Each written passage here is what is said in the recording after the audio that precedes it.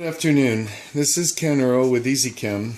Today we're going to be starting a series of cadmium coils on how to activate them and how to treat them and in general their use.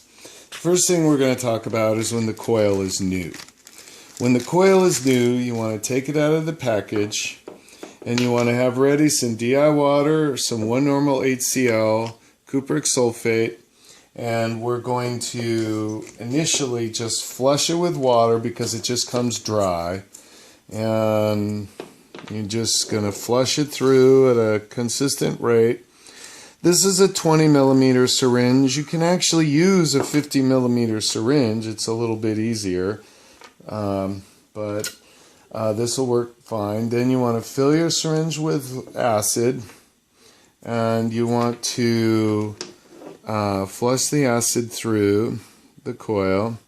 You don't necessarily want to leave it in there for a long time, but you want to just come back and flush it with water. And then once you've flushed the acid out of there, now from this point forward you want to make sure that you never are introducing air into the coil again, because the air can actually cause the copper to leave the cadmium.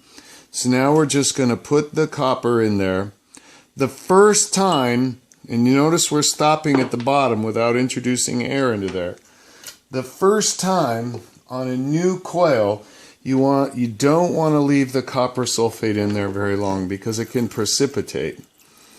And so now, for this first time, we find that a lot of times you'll need to come back and do this a couple times on the first time.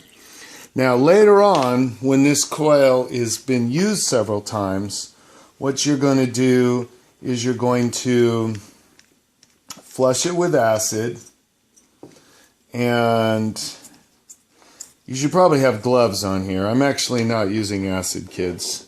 I'm just using water for demonstration purposes. So we're flushing it with acid, and then we're going to flush with water, and then we're going to put the copper sulfate in. This is when the coil has been used several times. Then you want to leave the copper sulfate in there for 10 or 15 minutes to really help it set the bond. The first time, the first few times that you charge these coils, if you do that, you run the risk of having it clog. So now what you want to do is you want to leave it with the copper sulfate in there a few minutes, 5 or 10 minutes, and then you want to come back in and flush profusely with water at least 5 or 10 times with a 20 millimeter syringe, 50 millimeter syringe, maybe once or twice. And now in the next series we'll continue on with cadmium coils, so check back in. Thank you very much.